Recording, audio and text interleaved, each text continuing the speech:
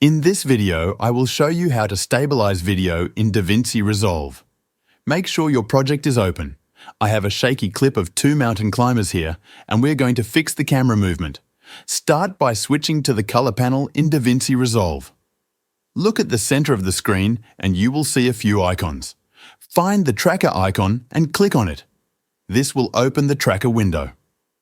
Now go to the right side of the tracker window and click the camera icon to switch to the tracker stabilizer. At the bottom, you will see some settings. The default settings usually work well, but if you do not get the result you want, you can adjust them here.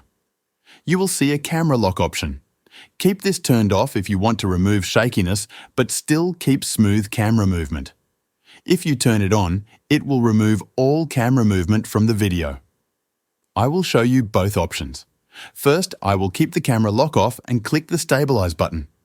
DaVinci Resolve will start stabilizing the clip.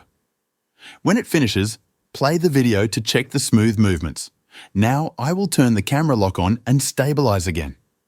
Let it finish and then play the video to see the difference. That is how you can stabilize video in DaVinci Resolve. Thanks for watching.